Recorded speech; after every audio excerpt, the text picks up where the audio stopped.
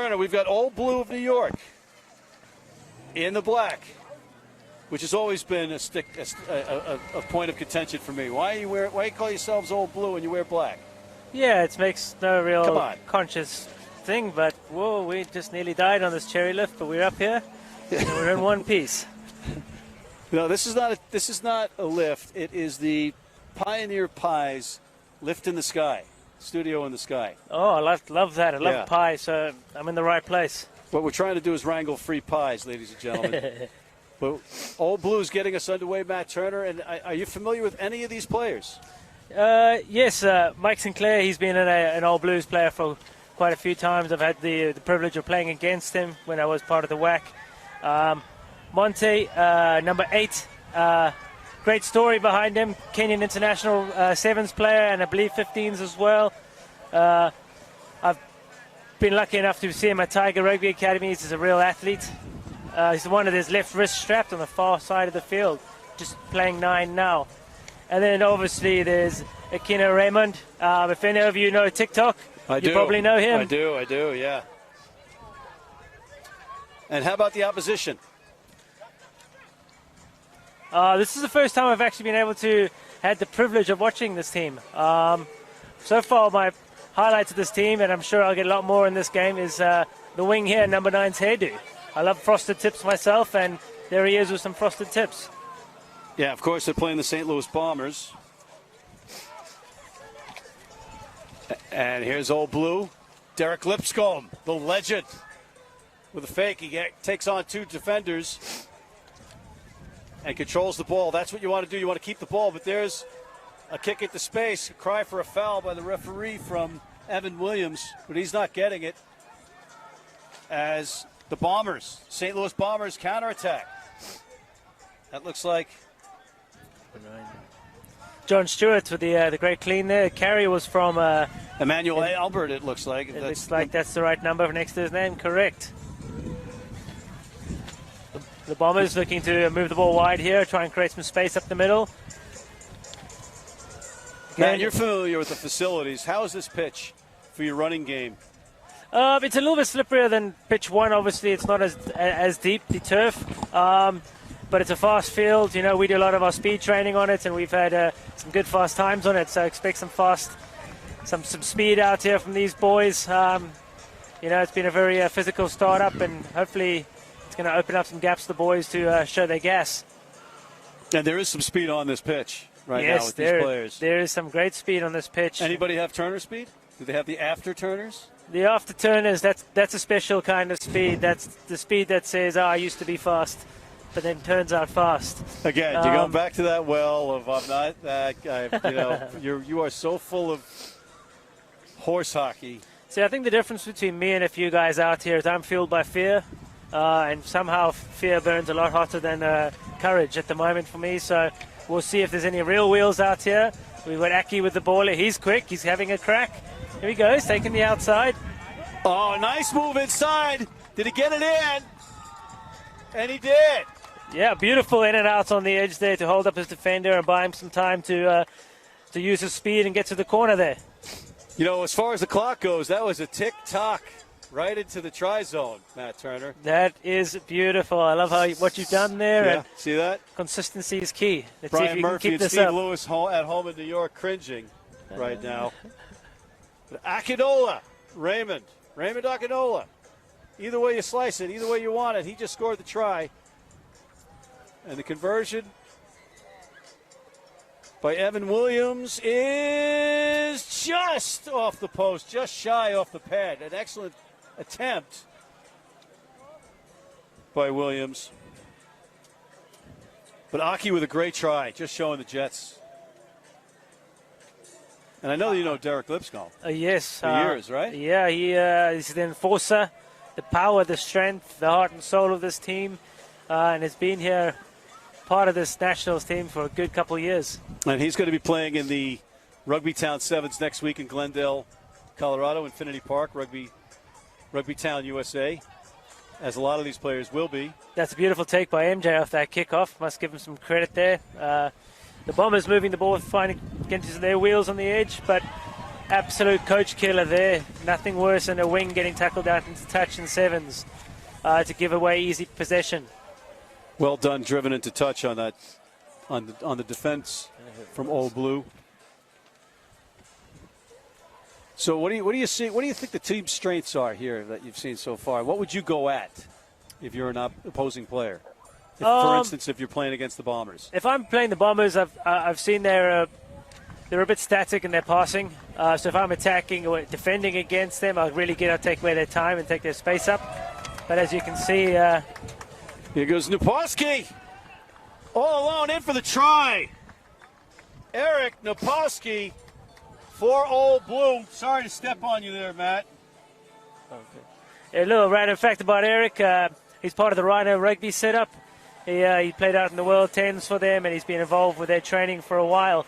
As you can see, his rugby IQ of sevens there really worked out. Aki came under on a switch.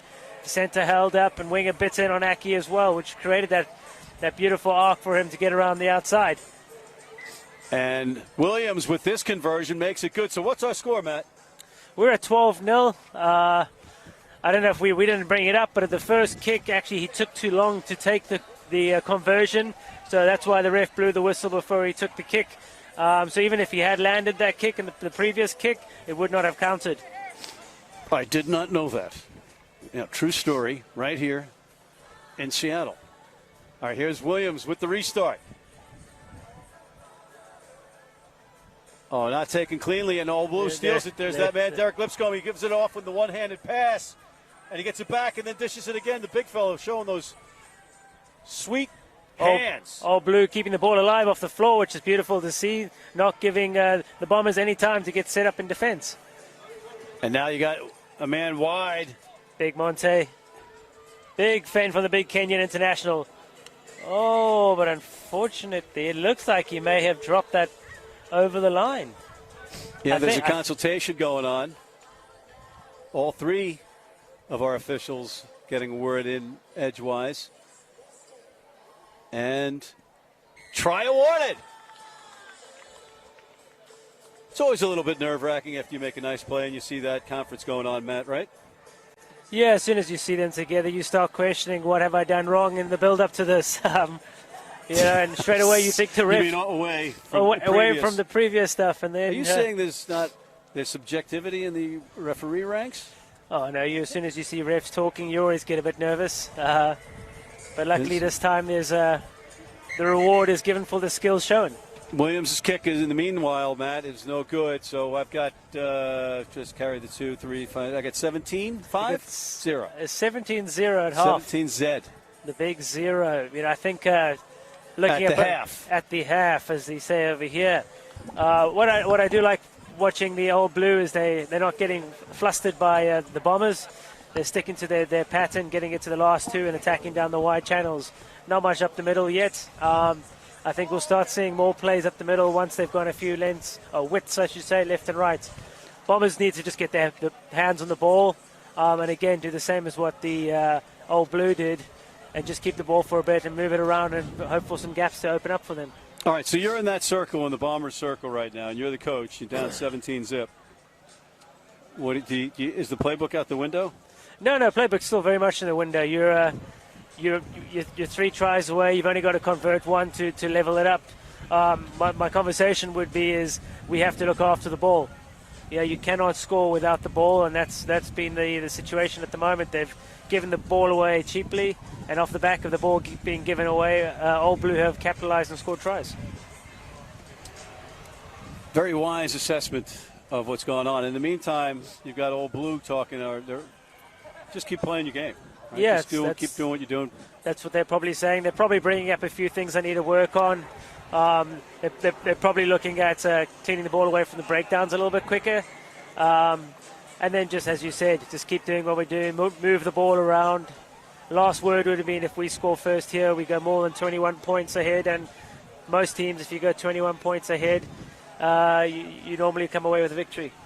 You bring up getting the ball away from the breakdown quickly, or you can't have it out of there fast enough, right? And I think that's been an issue for the USA in general over the years in not having those skill positions at scrum half and maybe fly half. Yeah. But now is that changing because of the MLR? You seeing American scrum halves that you can say, okay, that kid's got a future? Yeah, I think obviously having the MLR is great to bring out the younger players, but you see across MLR, a lot of those positions are taken up by foreign players. I think what MLR teams are doing, and I've been informed that we'll be doing next season, is they will have American players in key positions that America needs to develop to learn from these foreign guys that, MLR is bringing over here. So like a Luke Carty, first use from under Matt Ghetto at the Guiltinis, I think from game one to the last game of the season, you could see he's a completely different player. Yeah. And he's learned a great deal from Matt and will continue to learn if Matt's still involved next season. Well, back to our action. We had the restart, not what the Bombers wanted. They didn't kick it 10, so Old Blue got the ball at midfield, and Old Blue is now maintaining possession and driven into touch on the tackle, but not the way the Bombers wanted to start this second half. No, not the way they did, but they got a good defensive shape in there to win the ball back. And again, that's the coach's killer. It's how the Bombers started the first half, getting tackled into touch. Now it's Old Blue starting that way, getting tackled into touch. All right, and there's a line out to nobody, and that's, there is a bit of a wind that's picked up. So that could be a factor. Not sure if that was a tactic, but there was an early, they closed the gap on that line out, and Bombers got a short arm penalty. He's number 14 against Aki. There's that man again. And now the Bombers showing some life. Derek Lipskin coming up with the turn save. it over. I think what Old Blue need to do here is just get back into some shape, get the ball to the wide channel, go 1-2, and get back into some attacking shape. At the moment, they're going one out, and that's probably going to lead to turnover, which it just has done. And there's that penalty that turns it back over to the Bombers. George O'Sullivan, and he trickles it away. Did it get? Yeah, it's a knock on. Unfortunate by O'Sullivan, looking to get the ball away. Missed opportunity for the Bombers. Yeah, 100%. They're in the right attacking field, part of the field. They would have liked to have kept the ball and maybe moved it another length and scored in the far corner, but it's getting hot and sweaty out there, and the ball's getting damp. So, as we say in sevens, is the most important thing is keeping the pill. That's right. And now we've got some substitutions from Old Blue. Trotting off. Looks like we've got Koto coming in at 9. Trotting off, we have Chase, and looks like Kevin. Is that Kevin jogging off? Looks a lot like a Kevin to me. It is Kevin Braithwaite jogging off. And Fujimura in as well, as you said. The big Derek. Well, you're not getting Derek Lipscomb off the pitch. Nope, he's your 14-minute man. He's the enforcer. He's the engine. Well, like we like to call it in sevens, he's got a diesel engine. Not the fastest top speed, but it'll go forever. There's Fujimura. Oh, that's a good kick. Here's the chase. Look at them flying. Now he's seeing some speed here. You got Aki's chasing down. Yeah. It's unfortunately he's dived on the player on the floor, which is a penalty. Can't leave your feet. And probably a yellow card in this case, which it seems like you're it right. is. There it is. So maybe a little too overzealous on that one. You get going at that full tilt. You don't want to go home without the biscuit. Yeah, you get that big energy, as we call it, that burst of energy when you feel you've got a chance in this race, and it sometimes leads you to make a bad decision. Unfortunately, Aki made one of those, and now his boys have to defend with 6 players. And maybe give a little bit of life to the Bombers. Here's St. Louis, up a man. And that man has jets that's in the sin bin, but you can't burn anybody if you're in the sin bin. And a big rambling run. Emmanuel.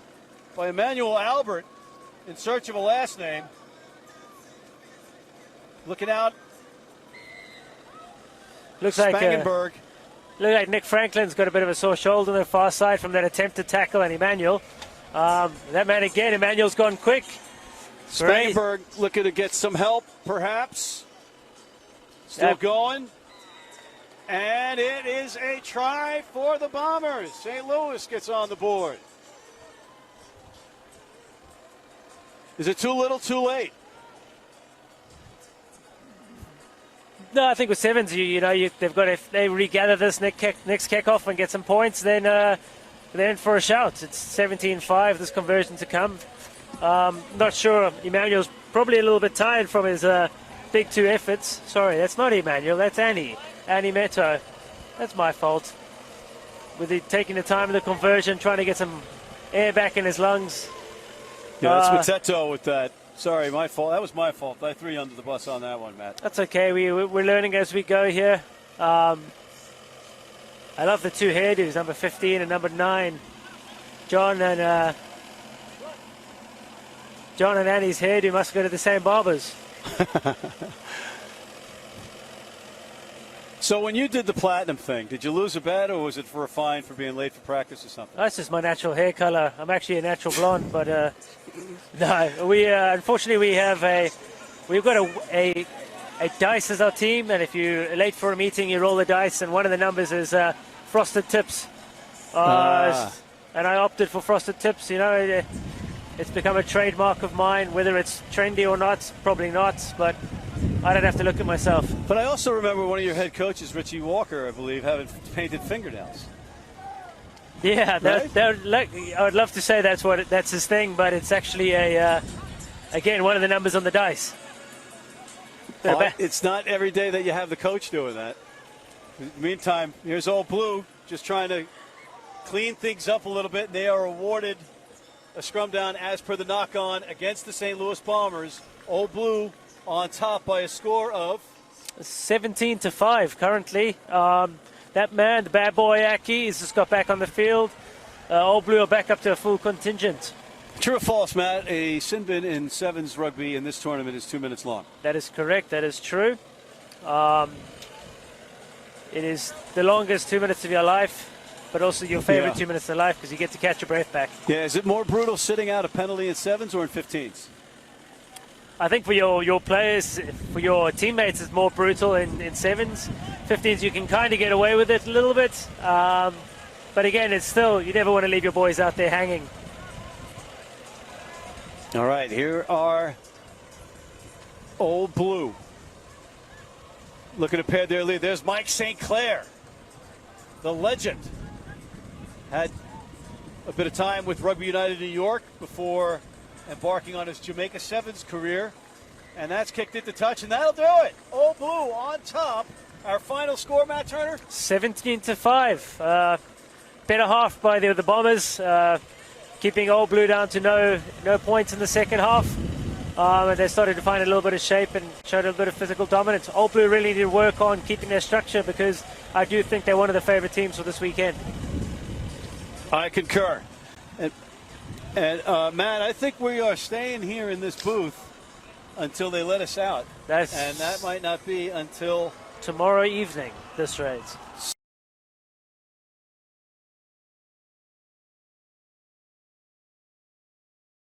As Dallas in red faces off against those Schuylkill River Exiles.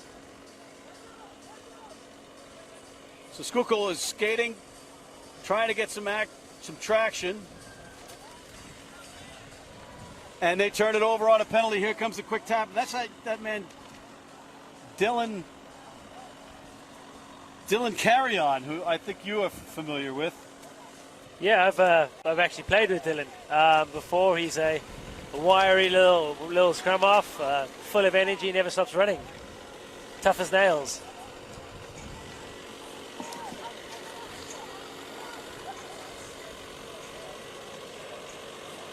As I'm searching for the sheet. Matt, you're going to carry us while I'm doing some administrative that's completely work. fine. The Exiles are moving the ball wide, hopefully to find a little bit of shape here. The missed tackle from Dallas. Dallas getting over the ball. Good counteract by Alex Elkins there, forcing the turnover. Looks like it's a penalty to Dallas.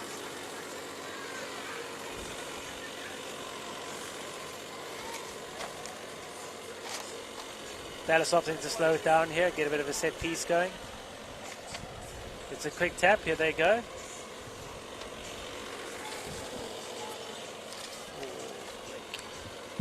Alex Elkins with the ball at the end. He's a big, strong unit. Been involved with the USA 7 setup in the past. Not running away by the Exiles. Dallas opting to go fast. Great carry there by Dylan. Making easy meters up the edge. You'd expect them. Winger, Exiles winger shooting up here. Big handoff by number 15 for Dallas. Big Mike, we're going to call him for this game. Big Mike. Big Mike. Big Mike with a great run up the middle. Unfortunately, Dallas not being able to secure the breakdown there, arriving a little bit late. Exiles deciding to go up the middle with Johnny, aka Mitch, losing his scrum hat at the moment, getting the lovely locks out for the crowd. Love to see it, Johnny. Again, high tackle there. I think that's Big Mike. It's hard for a big fella like Big Mike to get lower, but he's got to learn. Otherwise, he's going to spend a lot of time giving penalties away or naughty. And he just gave that penalty over to Schuylkill. Schuylkill getting time to reset themselves. Interesting to see what tactic they go for. Matt, there is a scrum cap lying in the middle of the pitch over there. Yeah, Mitch has decided to get the locks out for the ladies. And it was a great hit there. And that tackle forces the ball into touch. Forces the ball into touch. That's a Benjamin O'Lee. And here's that man, Dylan Carrion, with tossing the ball in. They were looking for that quick line out, not happening, says the referee. So, Matt, catch me up, because I just got in the booth. What's the score and who's playing? We're still at 0-0 at the moment. It's the Dallas, we're going to call them Dallas Reds. Officially in this tournament, they're Dallas Rugby. They're Dallas according Rugby. To Coach Chris Howard, he of the Great Tan. Of the Great Tan. So this is Dallas Rugby versus Schuylkill River Exiles. I hope it's Steve Lewis, I got that right for you, but here goes Dallas running away with the try. Dylan Carrion not looking to get it there himself, but he dishes it off. Dishes it off, unselfish play. Love to see that in this game of sevens. Number 4 for the Dallas team. Could he have not gotten that done himself? I think he could have, but he's a man of the team, a man of passion. You can see him cheering the boys on now, and it's not about him, it's about the team. I beg to differ. I think if you could score it, you don't risk another pass. I mean, it's about... clearly we know who the world-class rugby player is in this booth. In our Pioneer Pies booth in the sky. There we go, Dallas with the kickoff, taking their time here. Wouldn't be surprised if the ref pushes them a little bit quicker here. So that's 7-0. That's 7-0. 7-zip so far in this game. Zilch 0. Relatively even clash here. Kick off by Blake for Dallas. Big shot by number 1 for Dallas. Big Spike Davies.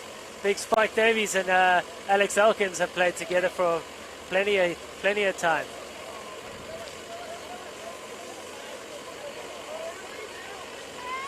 Big Mike making the contact. Exiles with the ball. Coming down the short side. Lovely spot of the gap, and away we go. That's Haggerty number Kyle 4, taking it to the house, Matt. Haggerty Kyle getting it under the sticks, and with a kick to come, you would assume it would be leveling the score. That's Haggerty Kyle. That's the first time I've ever heard the name Haggerty, and I'll never forget it because he's a heck of a rugby player. I hope his parents are out there listening because they spelt his name the wrong way around. I'm sure his real name is Kyle Haggerty, but we'll go with Haggerty Kyle. All right. And there's a conversion by the left-footed Mitch Vinoy, who's having himself a pretty good tournament so far. But we just got a text message from the great Matt Trouville with a picture of the 2 guys in the booth in dodgeball saying this is what we're listening to at home. I mean, he's not wrong. Your aspirations are to fulfill. I can't really moments. argue with him, but you know what, Matt? It's easier from home while you're watching live on the rugbynetwork.com to criticize, okay? As much as we criticize the players from the booth, it's the same thing. That is 100% true. Our commentary is as good as your rugby is, Matt. All right, Matt, you're doing the play-by-play, so keep going. Sorry, we're back in action here. Is our man Dylan taking contact. Dallas looking to move the ball, get some space in, get the ball into Alex Elkins. Does that hop step do anything? It looks good to be fair. Or does it just slow you down so the guy can catch up to you? Yeah, it's got pros and cons, you know, but that situation didn't work properly. Here's some hot steps, hot feet. Great chop tackle there. Looks like it's going to be an exile penalty. Great turnover by Dan Deal there. Good body height, moving the ball, finding space down the edge here again. Great show and go there. Great show. James Mayer. Pronunciation James. Great show and go on the outside and use his wheels to get under the sticks. With James Mayer, who actually has he has a collection of broken guitar strings from rock concerts. Beautiful. Love to hear it. Here we go. The kick by that's Mitch Vanoy. He's put his hair away for the ladies. This should take them 7 points clear. I'm looking at there's the referee writing down the score. I thought he was going to his pocket for some yellow card, but no. And that is halftime. Halftime, and the score is 14-7 to the Exiles. Dallas playing most of the rugby, in all fairness. Exiles just being more executing better, more clinical. When they've had the ball in hand, they've scored points. Yeah, it's funny how, momentum shifts can mean something or not mean something in sevens, just with that one broken play. But who's been dominating so far in your eyes? If you take the score out of it, I think Dallas have been the better side out there. But again, it's about looking after the ball, and the Exiles are doing that better than Dallas, and that's why they're ahead on the scoreboard. A couple names from the Exiles team that I think have been going pretty well is obviously our man Mitch with the long, lovely locks. James, who ran that try, and he's been pretty active around the field. And then Dan Deal. This is Dan Raw Deal. Dan Raw Deal. Couple of fun facts about him. He's an undiscovered rapper. And he's really, really ridiculously good looking. I'm assuming they sent these facts you said themselves. Good looking. That's what he's put down here. You said good looking. Yeah. It didn't sound like that. I'm just interpreting. He said that very quickly with his English South African accent, ladies and gentlemen, but he said looking, not licking. Yeah, he's good looking, not licking. Yes. A couple of things that I feel Dallas need to do is they need to get Spike and Alex Elkins running hard on the edges. They've got the playmakers looking to step, but they need the gaps in the middle to open up before they can do that. He is a moose, Elkins. He's a rare specimen of human. I feel like he's made, not... Yeah, he's chiseled. He's made. He was made in a factory. There was no form of intimacy happened in the creation of Alex Elkins. We apologize to the Elkin family on behalf of Mr. Turner. These professionals think they can get away with anything, ladies and gentlemen, when they're in the booth, so I apologize. But take us away. You go back to your job. Back in action here, Dylan with the ball, looking to exploit some over-chasing in defense, and he's doing that. Good movement of the ball. Great carry there by Hayden Hill. Big Spike taking on some defenders. There's your man. There he is. Stretching that 6'12" frame right into the try zone. He's leaving a path of destruction behind him. One of the Exile boys getting up pretty slow from that. Is that Haggerty Kyle, getting a little bit slow from that. He's up, he's looking healthy and ready to go again. And you feel General Carrion got that started deep in their zone. Blake having a shot at the kick here to tie it up. Brings it all at 14 all now, all to play for.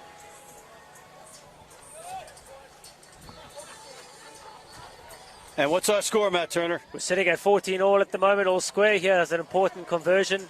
Managed to put it between the uprights, all to play for here. Dallas with the kickoff. Beautiful kick. Great take. Beautiful take by Peter. It looks like he's off his feet there. Number 2 for Dallas. That's Brayton. Again, looks like he's got the turnover this time, though. Great turnover. Dylan there helping him. See if they can exploit the space here. And that was the smallest guy on the pitch, bleeding from the brow. Dylan Carrier that got that started. We mentioned it previously in previous games. Getting tackled out into touch is a coach's killer. Giving the Exiles the time to take it fast, find some space. One-on-one on the edge here. Showing some clean set of heels. Great tackle by Alex Elkins there. Knock on the floor by the Exiles, unfortunately, though. Great work by Alex Elkins to force that turnover. Wow, some back and forth going right at each other. You know, Dallas probably wishes they had settled that down, kept the ball in touch after turning that ball over and Carry On pilched it. Yeah, I think they would have hopefully have set a breakdown out wide here and played another width. But again, as we said, previous games, as they are trying to find their feet, just trying to get through the pool stages, and you know the big games are tomorrow. Hopefully, putting themselves in position to go for the main prize. Yeah, you know, you certainly do want to get a win. That's first and foremost, overstating the obvious. Dallas moving the ball wide to Alex Elkins. Here's setting it up wide, staying on his feet, buying time for a support to get there. Bit of a loopy pass over the top of Dylan's head. Big carry here. Great kick into space. Brayton trying to find some space there, but allowing time for the Exiles to gain it back. Again, Exiles trying to exploit the space behind. Alex Elkins. Well, they're just giving possession away. There's a lot of back and forth, a lot of turnover. You've got big Alex Elkins here tearing up field. Very loose at the moment. Ben Ollie hopefully going to find some structure here. It's a great carry up the middle there. Exiles fighting for the ball. Dallas are looking to move it wide again. Bit of a hesitation in the middle as boys are out on their legs, as you can see, hands on heads. Another kick, which has ended up in a turnover, and this could go, Exiles could go all the way. Oh, huge hit out wide there. Not sure that was a fully legal hit there. It looked like it was a shoulder only. Ref's having a look at this. You say no wrap on the tackle? Looks like there was no wrap. Ref's going to have a chat about it, looks like.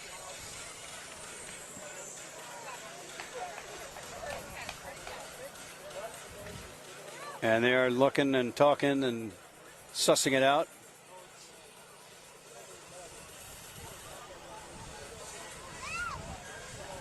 And it's going to be a penalty. It's like one of those seatbelt tackles, right? Yeah, just a penalty there.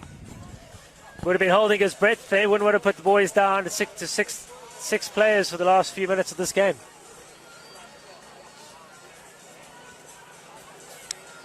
Great carry up there. Mitch Vinoy's had a pretty good match on both sides of the ball. He's been good. Got to move the ball to some space now. Dallas's defense is set, but they get a quick tackle here. There's a turnover opportunity. Exiles working nice and close and keep going up the middle. They've got to be careful about a turnover here, though. But, he sneaks his way around the breakdown and puts them ahead. Great try from Schuylkill.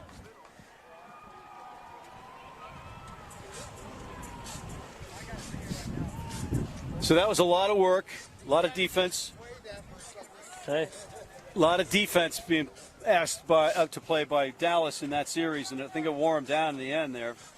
Yeah, a lot of hands on hips. You'd expect coach to bring on some subs now and get some fresh legs out there and fresh energy for the boys that have to stay out there. But a lot to play for in this game still. Exiles go up 7 points, 21-14. Exiles kick off to Dallas. Dallas will be thinking, how can we correct our mistakes with 2 minutes left to go? 2 minutes left to go. It's an eternity in sevens, but at the same time it goes away in an eye blink, which makes no sense unless you know the game of sevens. Yeah, for some reason when you play sevens, the clock slows down every second's 2 seconds. Seeing what Exiles are up to here. Kicks knock on 10. This is it's the ideal result for Dallas here. Put them in a shot. Get a free shot from halfway the field. Interested to see what sort of style of play they go for here. A little switchback play, bit of footwork. Having a crack at the half gap. Exiles are being smart and not committing anyone to the breakdown, keeping more people on their feet. Really making Dallas work to try and get into the space. Just Exiles pressing up the D. Dallas trying to work the numbers out here. Dallas going down the touchline.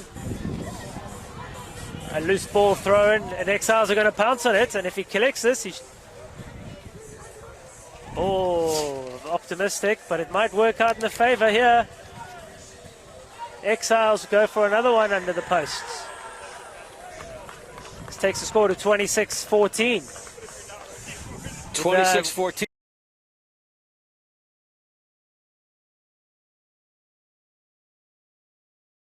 Various teams. Obviously, it's great working with you. It's not true what people say about you, but I'm enjoying my time completely. All right, and we got the Chicago Lions in white and Oceanside in green and black. Just maybe playing a little psychological warfare with the locals here because they're in Seattle colors. Yeah, I think they're a bit of a guerrilla tactics here. We'll see if it pays off in this game. So what do you know about any of the players on these sides? Well, the man currently holding the ball in the middle, Tainosa, he's a capped Eagle. Played for San Diego Legion, MLR. Yeah, it's pretty much everyone that I know on this team, in fairness. But I'm sure we'll get to know a few names after this weekend from both sides.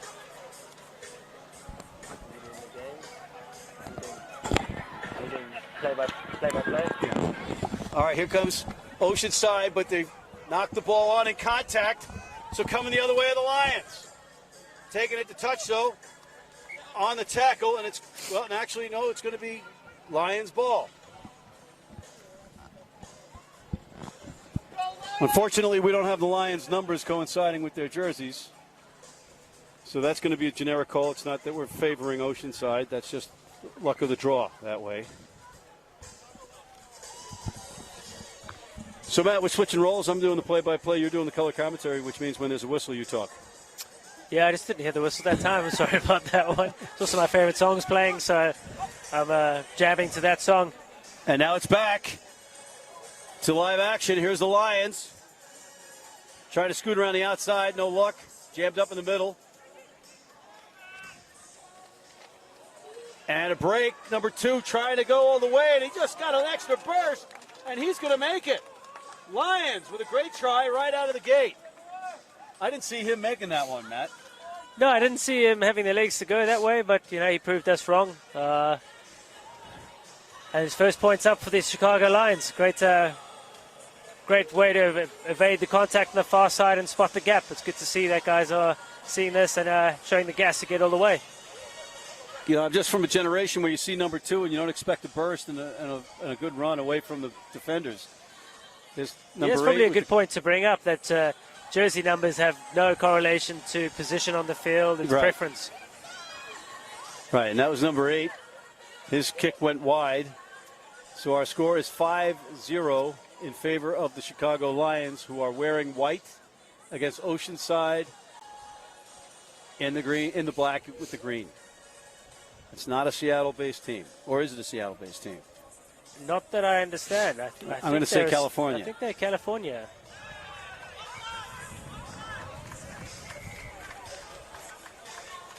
Is that a deliberate knock-on call, penalty?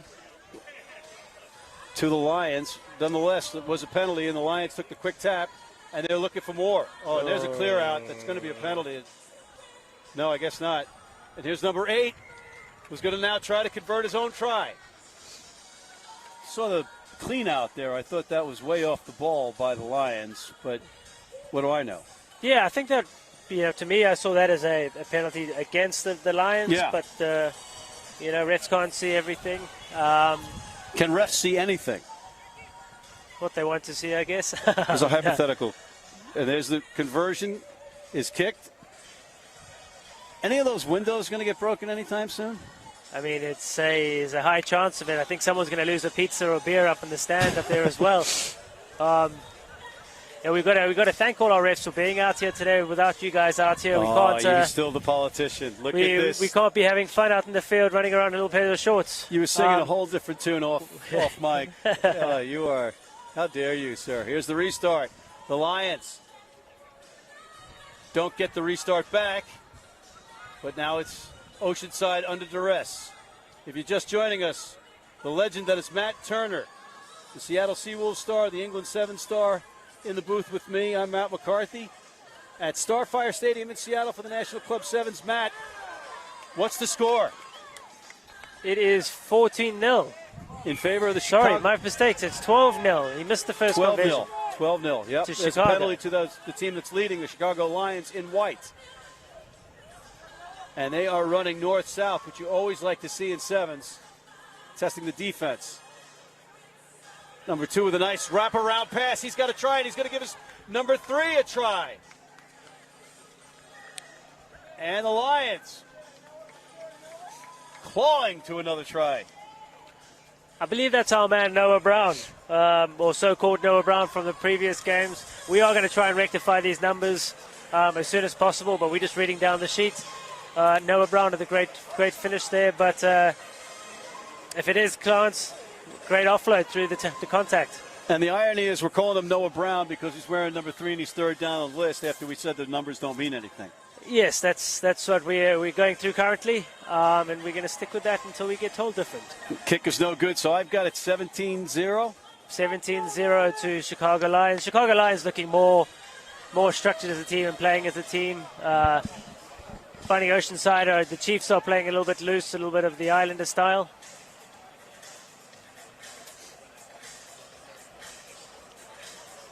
There's the restart. And it's a good one if you're a Chicago Lions fan. And do they get the ball? They do. Just enough duress to cough the ball up was Oceanside. And going short side are the Lions with that little kick step again. In traffic, it really doesn't do much. No, it looks a lot prettier than it does. It's not very effective, but good slam on the handbrakes there by number 8. He's had himself a good match. A little sloppiness and a turnover at the breakdown by Oceanside. Now looking to jet his way in. Here goes number 1. That's Artuso, C.J. Artuso.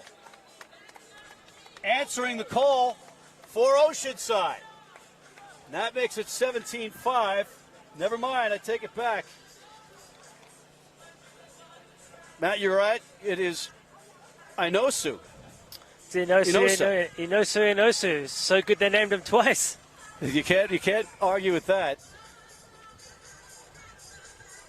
Inosa.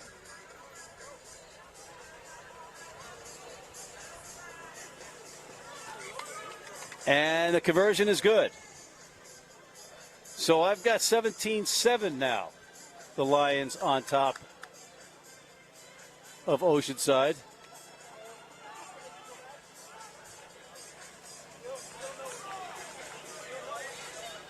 There are 2 Inosas on the field.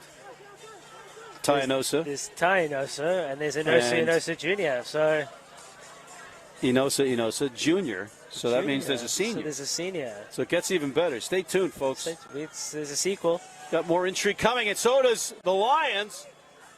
In the open, nice pass. The defense closing. He's not going to get there. Now it's just a matter of support. The support arrives. Oh. Ball goes over, but it's still good if you're a Lion. Ball spilled backwards. So play on. Up. But now he was crawling forward, that extra step, right? Yeah, that's you can't take the extra roll and extra crawl anymore. It's a huge dummy by Ty Inosa. There's a big fake and into the gap, just like that. Who's the number? It's number 5. That's Ty Inosa. He's gone all the way. He can't be outdone by Inosa. He's got to do it himself. Knowing it, Ty, he's probably looking left and right for someone faster than him to run that in for him, but he's had to go all the way. Hands on knees, looking a little bit tired, but it's a great comeback from Oceanside. The capped eagle. Yes, the capped eagle. I guess we'll take it to 14-5 17-14 to Chicago Lions at the half. Did he have a look of surprise on his face that he was in the open like that and then not being caught? Or was that just me? It looked like he was a bit disappointed that there was no one left or right that he could pass the ball to and tell them how he set them up for a try. He converts his own try, and it's the half. So I've got it 17-14. 17-14 to the Chicago Lions. It's all the Enosa show on the Oceanside Chiefs at the moment. I think the winner of this game is going to be dictated by the whoever scores first in the second half. And by who scores the most points of the match. Yeah, it's one of the beautiful things about most sports. The team with the most points on the board normally wins the game. It's the only consistent thing I have about sports. Absolutely, absolutely. But it was a 17-0 lead for the Lions, and now all of a sudden the Lions ironically allowed Oceanside to claw their way back in, and now it's 17-14, which for Tristan Lewis, the Chicago Lions legend at home, makes it squeaky bum time, as Steve Lewis would say. It is squeaky bum time. They're showing resilience. The Chiefs, Chicago Lions need to get back to what they were doing in the first half of the first half and stick to their structure and use their powerful players. Oceanside are hanging on there, living off the scraps of the Chicago team, and if Chicago keep playing this loose style, they will keep scoring those breakaway tries. And we got a little bit of wind here in our Pioneer Pies studio. Our studio in the sky, so it might be drifting through to the listeners at home as we get ready for the second half. It's going to be the Oceanside out of California in the black and green, and the Chicago Lions in white. As I try to sort through my lingering heat stroke. So if I start getting delirious, it's not by design. So here's the kick from the Lions. We're underway. The Lions in white, leading 17-14. They had a 17-0 lead that evaporated by the Enosas. And now here comes Oceanside again. Oh, nice high-low tackle combination from the Lions to cut the ball carrier down, and it's a penalty, not rolling away. You got to let the guy go when you tackle him. Can't hold him on the ground, and they were penalized for it, and they're attacking again. Oh, nice little piece of magic by number 9 and looking for his number 8. And he's got him. And that's going to be Va'afuti, Jeffrey Va'afuti with the try, Matt Turner. Yes, again, a turnover, lack of discipline by the Chicago team on the far side and creating an open play attack for the Oceanside, and they capitalize on the disconnected defense.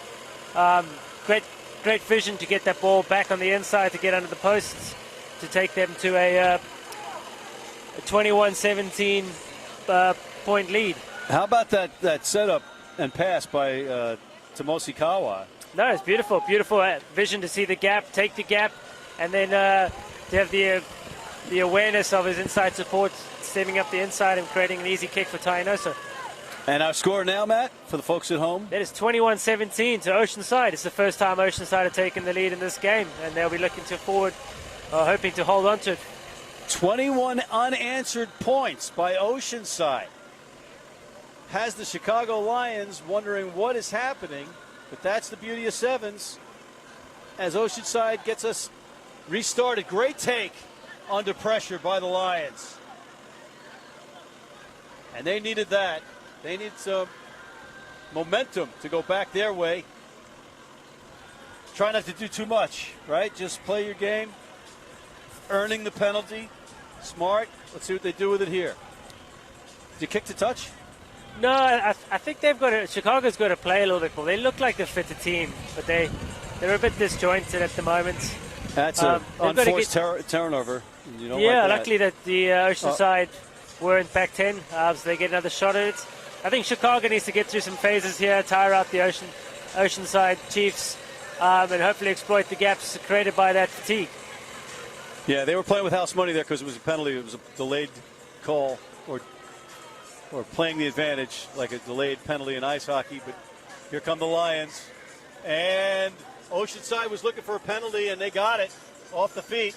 It's that man, Ty Nosa, again for them, still proving his worth. It's Kawa takes it to the ground. Now they go back the other way. Here comes Va'afuti. And that's blocked and knocked into touch. See what the call is here. It's going to be a line out to Oceanside. I can see Oceanside not rushing to get in for this line out, probably making a few subs to run a few seconds off the clock and get some oxygen inside the lungs of some of their boys out there. Yeah, it's hot down on that pitch, although there is a nice breeze that gives us a little bit of relief. On the field turf, it is definitely, what would you say, 10 degrees? Yeah, it's definitely hotter? 10 degrees hotter on the field, and the turf itself gets really warm, so their feet must be on fire. But you can actually, if you stand on field level, you can actually feel the heat coming off the turf. Yeah. So that's something, luckily we're a mile high in the sky on in this, the Pioneer Pies booth in the sky. Booth in the sky, so we're saving ourselves from that. Not in straight, right? And that'll go to the Lions. That was Garrett Jones with the not in straight at the line out. It's not what he wanted to do, his first impact in the game. So for people at home that don't understand, where the referee determines where the scrum down is after it's not in straight from the line out, how do they know? So if it's not straight, there's always a reset scrum on the 15-meter line. That's the only place. And it's a battle for the ball. Meanwhile, we got a shove by an Oceanside player on a Lion. Now the Lions counterattacking, trying to get back on top in this one after blowing a 17-0 lead. 21-17 right now in favor of Oceanside. And they turn it over. Not releasing. Can't have that. Got to be frustrated if you're the Chicago Lions. Yeah, they think they're going into contact areas where they don't need to go into contact, which is making it easy for the Chiefs. And this is the outcome of this game, is every time the Chiefs have won a turnover, they've gone the length and scored. It's Va'afuti. Points under the point. That's a back-to-back for Va'afuti. It's the Va'afuti Enosa show. It's for Oceanside. Yeah. It's 2 tries from the Enosas. 2 tries. 2 tries from Va'afuti. Very, very nice. It's a conversion to come again under the sticks. Ty Nosa will take some time to burn the clock here, as they will go 28 points to 17 up and take them with 2 converted. Conversion is good as it hits the air conditioning unit on the top of the building, so now everybody's sweltering. There's a two try lead here. Be interesting to see what the Oceanside Chiefs go here. If they go for a deep kickoff and make. Now, hold on, I got a 10-point differential, right? Is it? It's 28-17. 17. You're right. I beg your pardon. I'll never do it again. That's great here. So I doubted Matt Turner. Interesting. They go short, make contestable. All right. Great take by Chicago. Look back inside is nice, and here goes number 1 rambling down the field. He's got a lot of room to cover, and he is. Oh, he brushes off the tackler and in for the try. Another Lion score. Be interesting to see if they take this kick, if they've got time. That's the way to respond, Matt. As I was interested. Do the drop kick. Here it is. And it is just wide. Shy. No good on the conversion. They get carry the 6. That's 22-28. 6-point difference. They need a converted try to win. They cannot draw this game. All to play for Chicago. You got to convert the try. Oh, the drama. Is this a comeback to a comeback? That's right.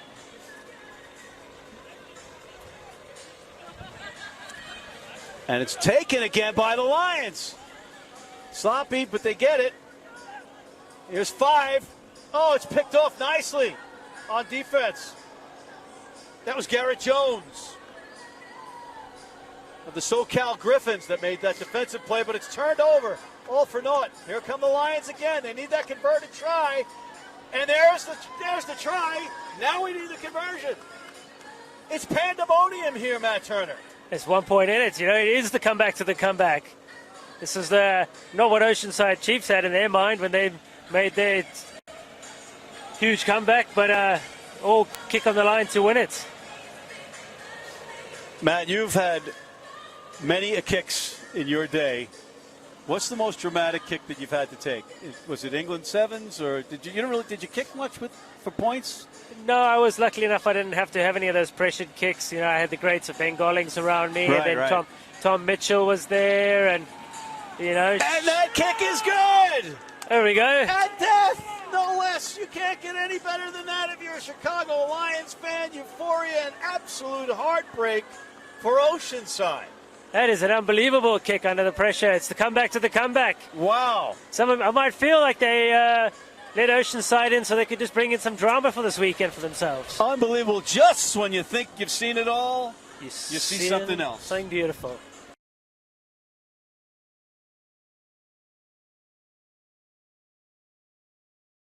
Fact about Matt and my relationship, I met him, he had hair. I see one of your teammates down here on the bench, by the way. The Beast. Yeah, the right? Beast, Eric Deschelle. He actually a previous WAC member, WAC Nationals player. He played in the previous one to Kansas City. National champ, I believe. He's a reigning national champ and was previously a reigning MLR champion. Yeah, you guys held on to that reigning champ title for 3 years. Yeah, we held on as long as we could. Did you guys have anything to do with COVID to keep that thing going? No. Unfortunately, we didn't have the year we wanted this season, but a good one well done to the Giltinis. Sorry, Matty, we are underway. We got Mr. Curl getting us underway for the Austin Huns, who are again in the white with the blue and black hoops. And here comes the Washington Athletic Club. Is that your man Zarconi? That's our man Zarconi. He seems to have lost the boot now. That's Nick Taylor moving the ball out wide. And Matt, we're going to change things up right now. You're going to do the play-by-play in this one because you know the players. That sounds good to me. There's Noah Wright down the far side for the WAC, having a little hot skip and a jump, showing his strength. Nick Taylor getting caught up with the ball at the base there. That's Mini Mika Cruze on the tackle there for the Huns. Mini Mika Cruze. It's not really Mini. Corey Jones there. The Corey Jones. Again over the ball. Tommy Clark sealing up nicely. Noah Wright again showing his footwork and power.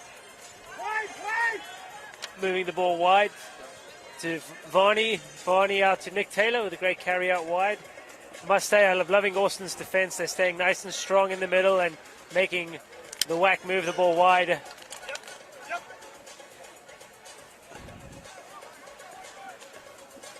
And did they get it in? They got it in with that little extra stretch.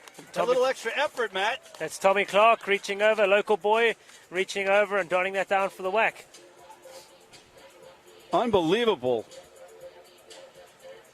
It seemed like some people were just watching him stretch.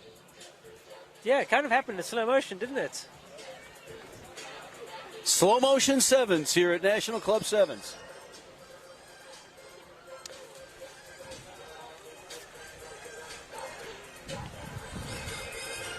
And again, if you're just tuning in, when we were referring to WAC, that's the Washington Athletic Club, and that kick is up. And it's no good. Interesting that we're only going with the one-touch judge, or the under the sticks on those kicks. I think they might be. I think they might have touch judges and dead ball zone touch judges. I'm looking at. It looks like we have a really staffed referee team for this game. Washington Athletic Club with the kickoff. Ian Wright's taking the kickoffs today for the Washington Athletics Club. I expect Tommy Clark to climb under this ball for them. He's going a little bit deep, but they'll form a line. Austin Huns with the ball. Looking to move the ball into the wide channel. The best Marlton Nationals I've seen for Austin Huns, securing the ball there. Finding space wide. Corey Jones with the clean out there. Ed Sheeran with the pass. Austin looking real good here, moving the ball nice and wide, making Washington Athletic Club work really hard in defense, left and right. It's the most tiring part about sevens. Great carry there by the Karate Kid.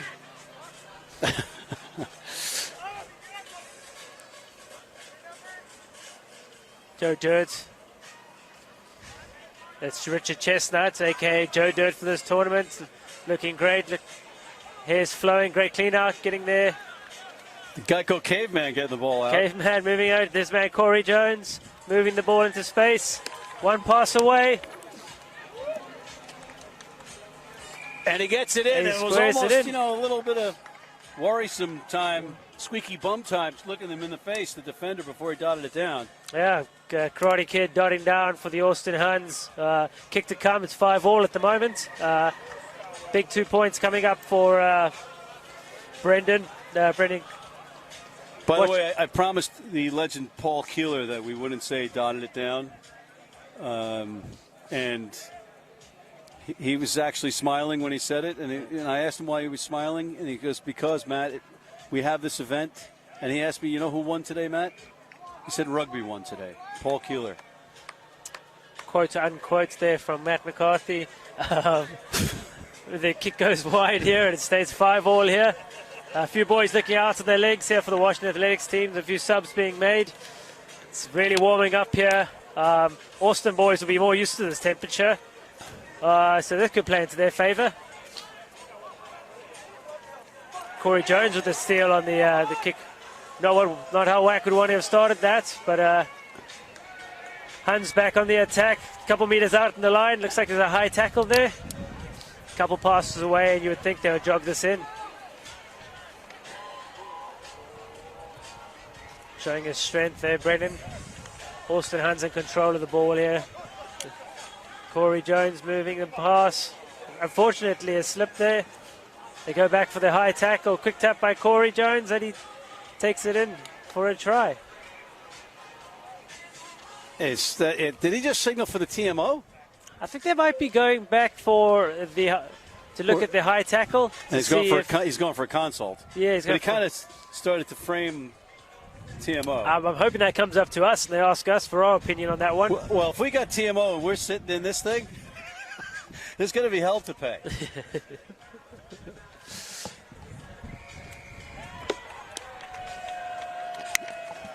Try awarded. Try awarded for Austin. That takes them ahead. What's our score, Matthew? We're at 10-5 with the conversion to come. Hopefully his radar is dialed in from his last attempt. For a right-footed kicker, this is actually the favoured side to take the kick because you're not kicking across your body. So it's actually a much nicer kick. You can put it outside the right and let the natural swing bring it through. A lot easier said than done, though. Yeah. But that looks pretty good. And that's a beautiful kick. Wow. And there we go. 12-5, Austin take the lead. I just saw a little bit of a man-crush glint in your eye looking at him after he made that conversion. Am I reading wrong into that? Yeah, you're reading right into that. That's a beautiful kick. Not an easy kick, and he's put it on the money. That was again, that's one of the more difficult things to do in rugby, right? And people don't get that. Because you guys make it look so easy. Here's my man Zarconi, a.k.a. Calzoni. Wack needs to look to find and put some shape into play here and get through some phases.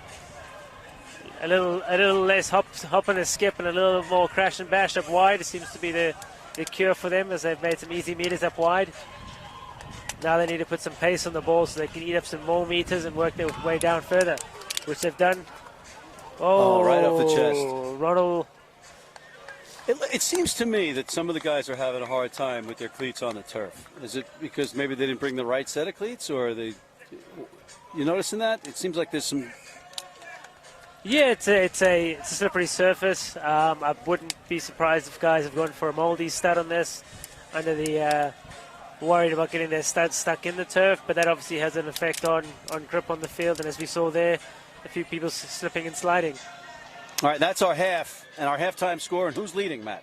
It is Austin Huns, 12 points to 5. Matt, what do you think about that first half? Who you looking at in that Austin team? Who you think is going to be crucial for them to bring this home?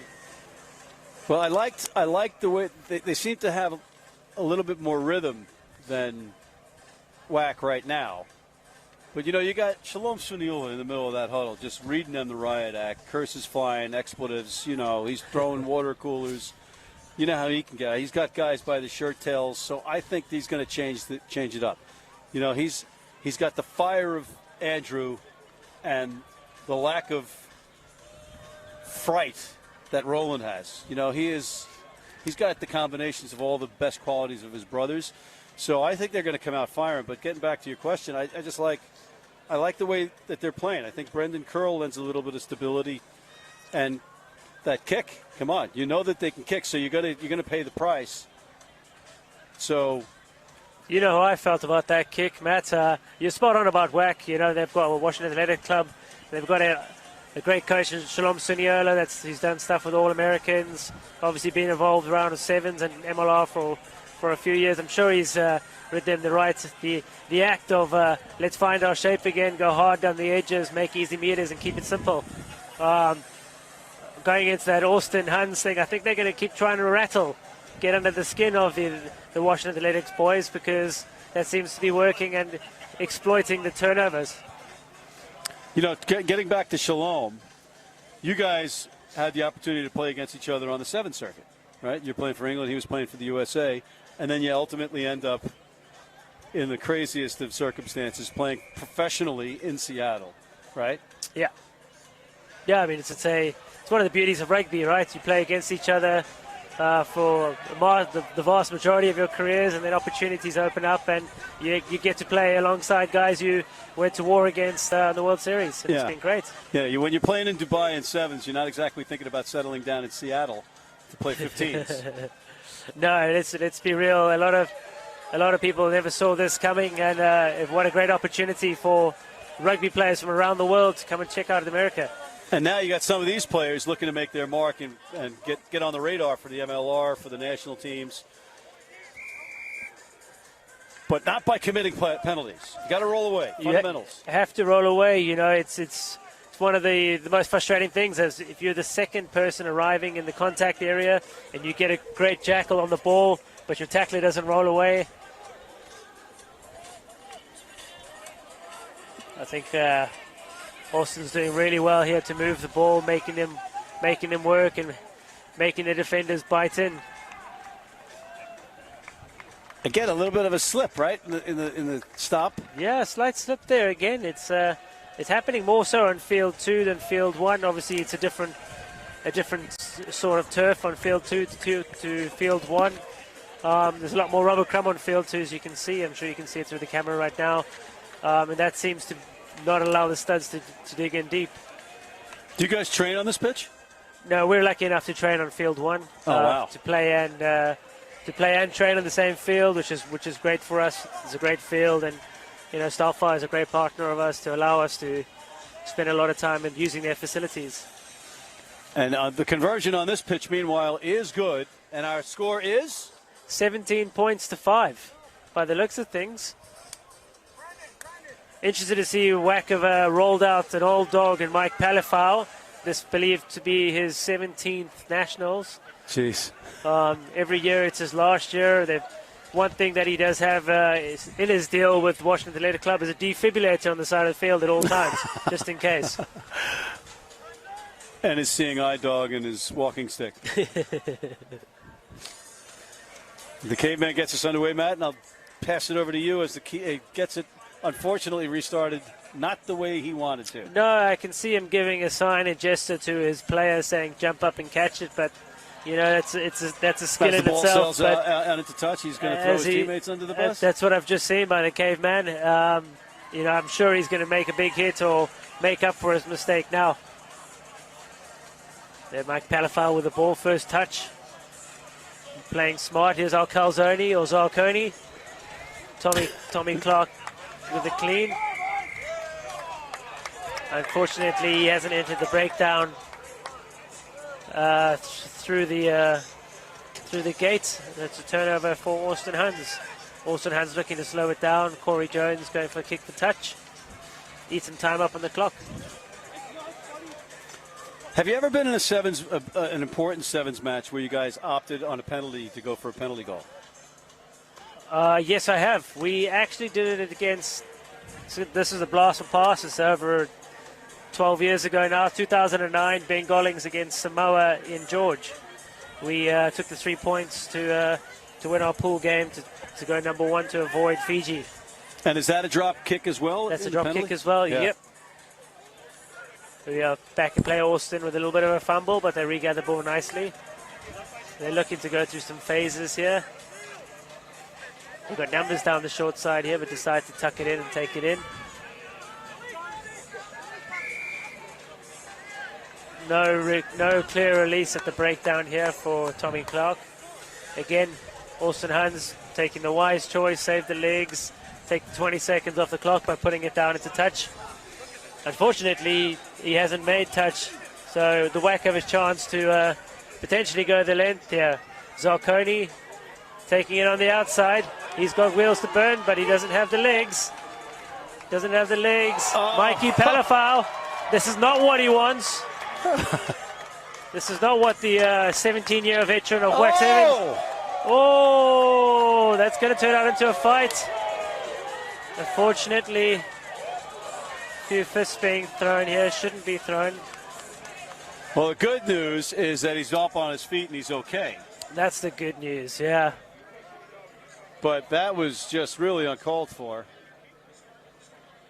I think this might turn out to more than a penalty. A tip tackle is normally a red in this in sevens. He's got past the horizontal line and put him on his shoulder. Luckily for him, there's no TMO, so we're not going to get 45 different angles in slow motion to make a decision. But I'll be very surprised if this is not a red card. Can you call this a penalty try? If it's a red card, it should probably be a penalty try. And I think that's what the WAC boys are assuming, as a lot of the boys have gone back to the halfway. How can it not be a red card? Is that? No, he's the last defender within scoring. He's gone past the horizontal. He's put him on his shoulder, and then there's a bit of an altercation afterwards where, from our lovely, beautiful angle up here, looks like a few punches were thrown, but I don't think anything landed. Yeah, it looked like they were haymakers that didn't find their target. Yeah, bit of a hiss. Again, you can't do that either, right? But exactly. You understand when you get tipped like that. Yeah, the temper boils, and Mikey, knowing Mikey personally, he would have gone to hiss Jesus mode and try to throw a few, and he was 2v1, so he had to protect himself. There's a long conference over there, which we got to tell them we're on a schedule here. Right, these are back-to-back matches. And here's the ruling. I think he's going to get a red card here. That's where he's going.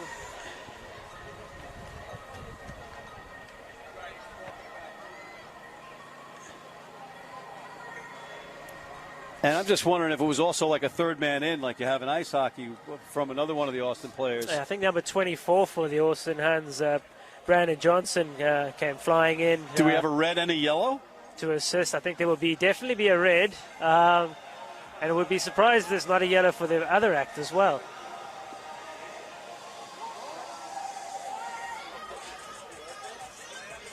If you're just joining us, Austin Huns are being talked to by the referee after a tip tackle. They're trying to find out. They're going to find out. We're all going to find out what the infraction is. And Washington Athletic Club. So he's gone. That's a red. Right? I think I saw the red in his hand.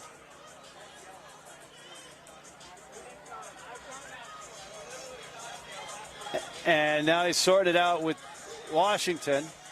Meantime, what's our score, Matt, and how much time guesstimate we have left in this one? The current score is 17-5 to the Austin Huns. Obviously, Huns have been playing some great rugby, moving the ball around a lot better than Washington Athletic Club. WAC have really struggled to find their stride in this game. But interesting to see what the outcome of this situation is. The ref is still having a conversation. I think Scott Dean, by the looks of it, who's the captain of the WAC for this game, is questioning if it's a card within a try scoring, surely a penalty try. For a spear tackle, is a yellow card issued to Corey Jones. He is really fortunate to get a yellow in that. I mean, we don't have the replay, and we're not as close. But you got a guy that large upside down. But in the meantime, go ahead, Matty. Looks like Ronald scoring the points close to the uprights as possible. Good play by Scott Dean there. One of the Austin Huns boys shot at the line, tried to go for the miracle hit and created a dog leg for the whack players to take advantage of, and they did. Big kick here for Scott Dean to take this to 12-17 in favour of the Austin Huns, which would just enable them for whack to go for 7, but he misses it to the left, and we stay at 17-10 to the Austin Huns.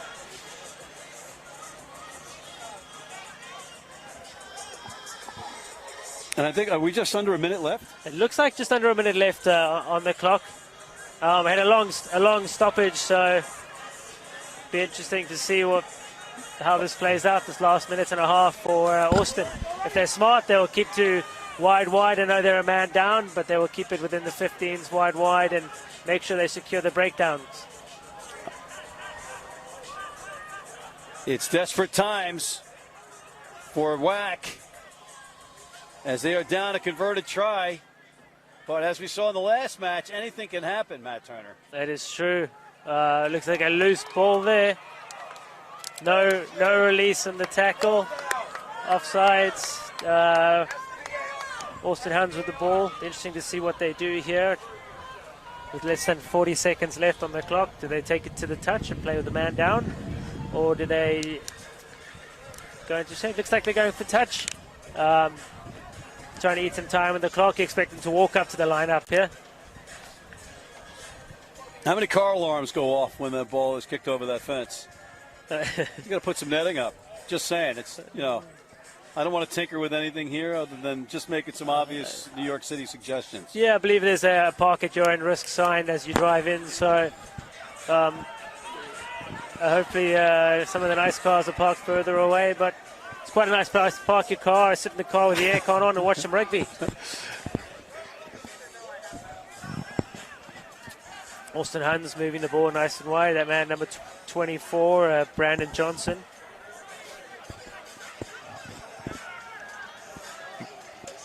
Austin trying to kill that clock with a man down. Really, Matt. Yeah, they are. But they're really looking like they run out of ideas of how to attack with 6. Looks like time's up, and they've put it out to touch, and that's going to do it.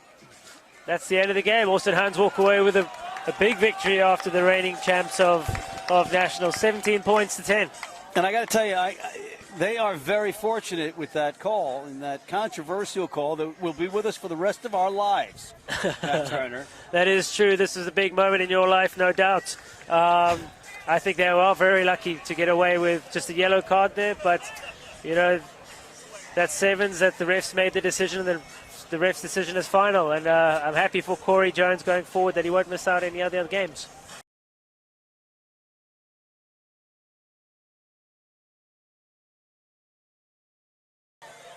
But Orsu is what we're calling him.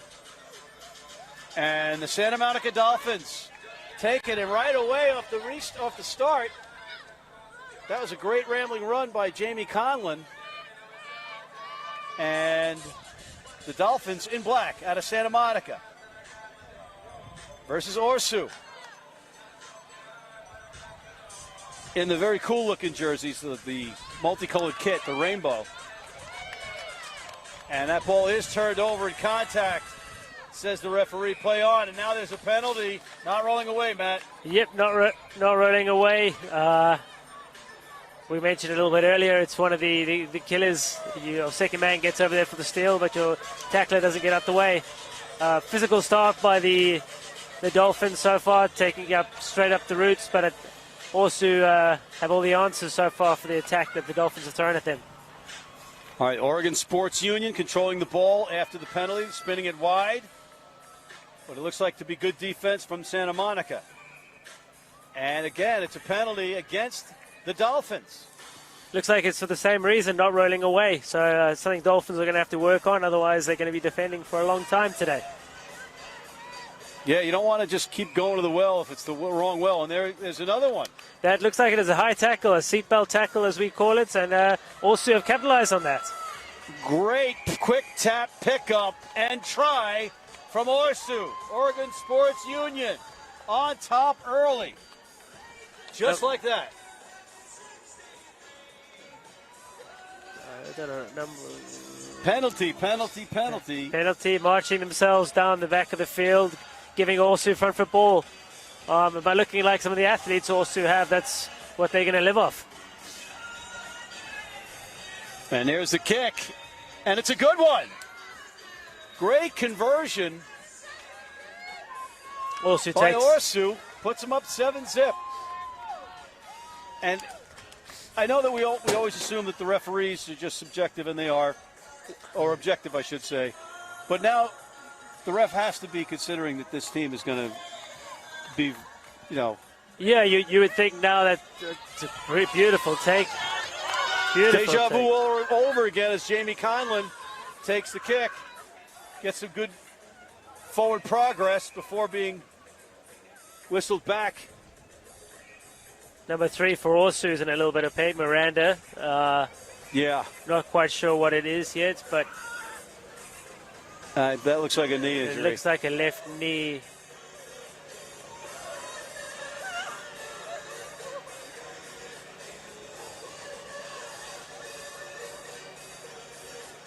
Yeah, right in front of us in the booth, we can see she is in pain as they're attending to her. She's calming down a little bit now.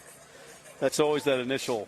It's the initial shock where you hear something, Yeah. or you think you hear something, and Yeah. if you've had a previous injury and it's in the same area, And you hate to see that. She's you hate being to lifted see someone off the getting field carried by off the teammates, field, Matt. but Yeah. it's part of the game. But I hope she's okay, and it's not as bad as it looked. She seems to be exhaling a little bit as she's being carried off, so that's always a good sign. That initial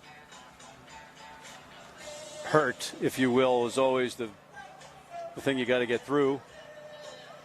And it's the result now, as we have a substitute coming in, is it's going to be a scrum down to Santa Monica.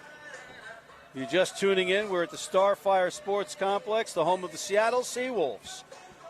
Matt McCarthy and the legendary Matthew Drew Turner, the England 7-star turned Seawolves star.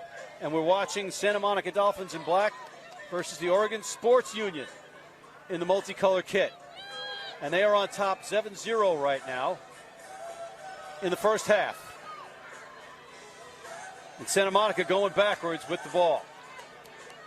It's not what you want to do, Matt, is go backwards with the ball, but at least you're maintaining possession. Yeah, I think Santa Monica just need to put some phases together here and, stop playing one-out rugby a little bit, move the ball around. They seem to be the smaller, quicker team, so they must use that as a weapon. And that's going to be a penalty to the Dolphins, and it's a quick tap, but the smallest person on the pitch takes it into a wall of Orsu defenders. And here's Conlon looking for something on the outside. She's not going to get it. But it's going to be a knock-on, or it's going to be a turnover, or no? Yeah, it's a knock-on. I think it was a knock-on in the tackle there by Orsu. Santa Monica's ball, I believe, again. Interesting setup by the Dolphins. Very narrow at the moment. All right, here's Tiffany Rouse. Rouse puts it in, but the scrum is pushed back, so she kicks it deeper into her zone. And now it's a foot race, and maybe not playing the player with the ball, but no, and it's going to be Orsu looking for that other try, and they get it. Oregon Sports Union with their second try after some real good pressure from their pack, or their forwards driving the ball deep into Santa Monica zone, Matt Turner. That is Claire Lundy with the try. She actually played for the USA World Cup touch team to that 2019, so she knows her way around space and skills, and here she is taking the kick for posts. Setting up like a right footer. This is not your preferred side as a right footed kicker, but it's a half decent strike. Just kicking it to the left, and probably wouldn't have had the legs if it was on target, but great effort otherwise.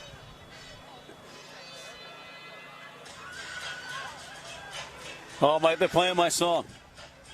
We can't do it here in the Pioneer Pies studio in the sky. We don't want to rock the studio with me jumping around.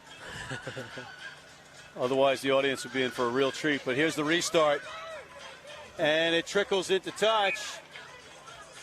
And the assistant referee is indicating that it was, doesn't matter what she's indicating because that's the last play of the first half.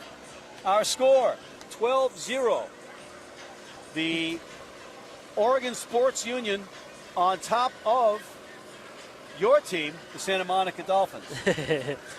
So far, it's been very much dictated by the physicality of the Orsu team. Santa Monica haven't really found an answer of getting around that. They keep, trying to crash up the middle a little bit too much against a bigger team. Hopefully, their coach, I'm sure TJ will have a few words to say to them at halftime to change that up. But also, they would also, like to be more consistent, get their hands on the ball more often and just play through the phases and run up the scoreboard if they can. Yes, indeed. All right, so if you are Santa Monica, what do you got to do? I think they've got to play it down the wide channels and move this bigger Orsu team defenders left and right a bit, tie them out, and then exploit the gaps. At the moment, they're trying to take the gaps in the middle that are kind of there, but they're not giving themselves big enough gaps to take. And just back their skills. I think they've got to get the right people in the right place, move the ball, and make Orsu work a little bit harder.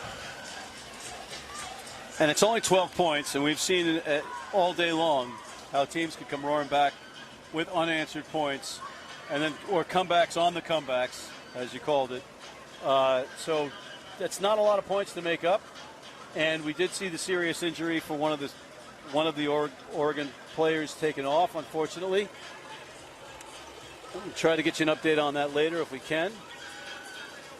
But don't fix something that ain't broke if you are Orsu. And that is the Oregon Sports Union in the multicolored kit, playing against the Santa Monica Dolphins in, I guess, is that black, Matt, or is that dark blue? It looks like a dark green to me. Okay. But, I mean, again, I could be completely wrong. I think you might be right. There's definitely a green stripe in there, so we'll call it black and green. Split the difference. And we are underway in our second half. The Dolphins with the ball. Oh, I'm sorry, Orsu with the ball in the open. Dolphins on defense, and this looks like a mismatch. If there's some support eventually from Orsu, a great run downfield, and it's a whistle on a high tackle. You got to just drop down and go low around the ankles on that, especially if you're going against a bigger player. Yeah, you gotta. We call them a grass cutter. You got to take their legs out. Can't run without your legs. Get them to the floor as quick as possible, and hope your surrounding defense has picked up the support players. All right, here's Orsu looking to pad their 12-0 lead. Big show. Nice move inside, and it looks like it's going to be a second try, or first try of this second half, I should say, and third try of the match for Orsu, Oregon Sports Union, adding to their lead, Matt Turner. That is, it's a great bit of play. It's going to keep hold of the ball, keep making the easy meters, tire out the defense, and then exploit the gaps when they're given to you, and that's what Orsu has done there, and scored it pretty close to the uprights to make it a nice conversion, and they've got to nail the conversion to take it up to 19 points to 0. No doubt about that conversion either, right? Yeah, I think that ball's still going. Yeah.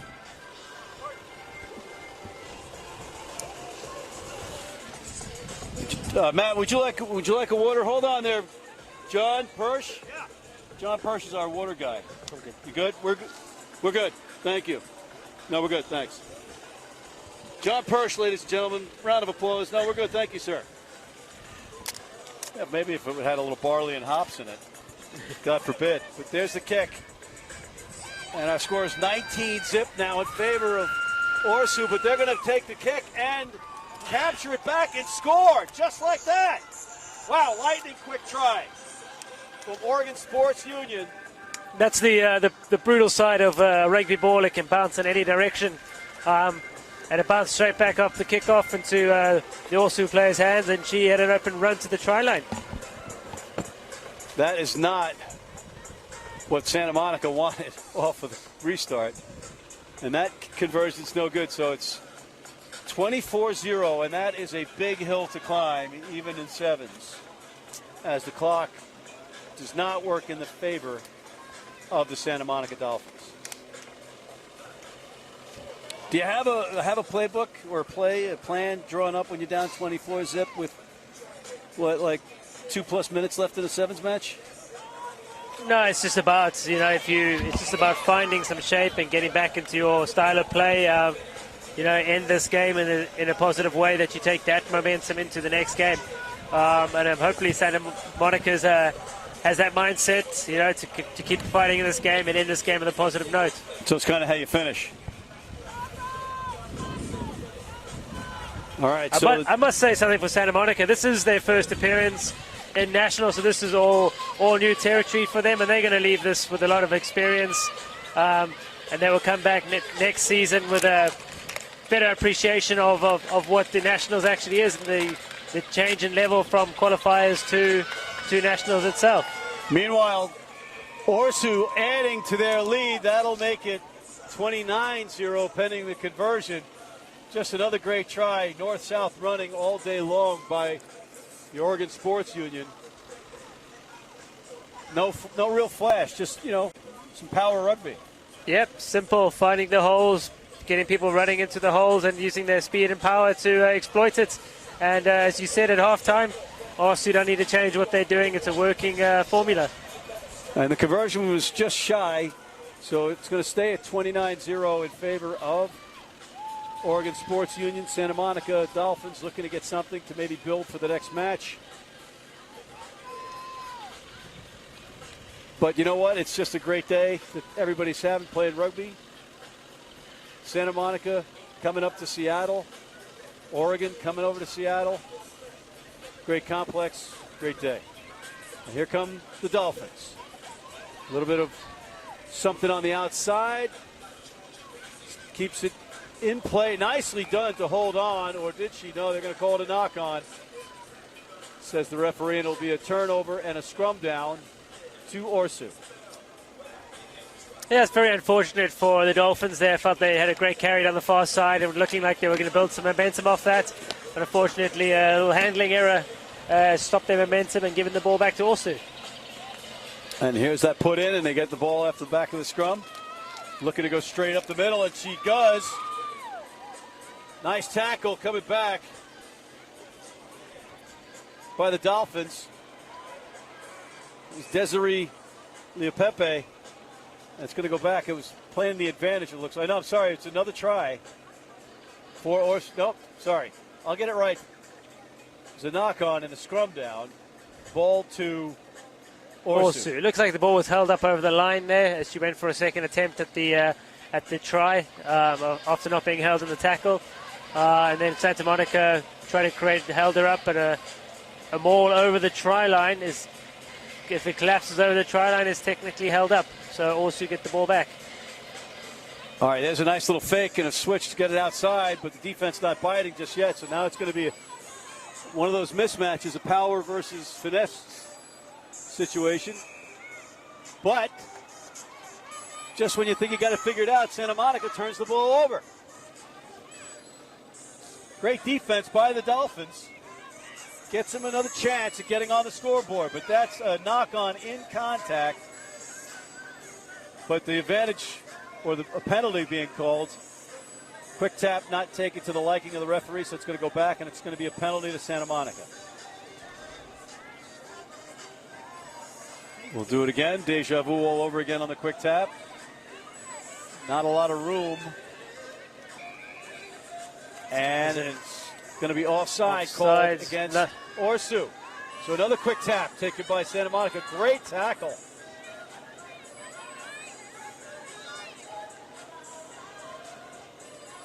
That was Courtney. That was Adriana Mendoza Silva with that great tackle. And she has been all over the pitch, Matt Turner. No, she's been one of the stars of this game so far. You can see her now. They've got a turnover also. Oh, turnover of a turnover. Unfortunately, there was a knock-on there somewhere by Santa Monica Dolphins, giving also the ball. And that's going to do it, Matt. And that's 29-0. Oregon Sports, Oregon Rugby Sports Union. Oregon Rugby Sports Union. Right. Got the acronym down against the Santa Monica Dolphins. 29-0. Our player of the match. Number 2. Yeah, number 2 for Orsu. Adriana Mendoza Silva. World Cup 2018. And, you can see why, definitely. Yeah. WPL All-Stars in 2019. Round 2018. She's been around. She's played some great tournaments, played against some great opposition, and showed her class in this game. But a great win for Orsu. And again, tip your cap to the Santa Monica Dolphins for coming up here and getting that program going. But we're going to have a break coming up here on Field 2. Don't go away, though. You got plenty of action on the RugbyNetwork.com. On behalf of Matt Turner, I'm Matt McCarthy, and we'll see you in a little bit.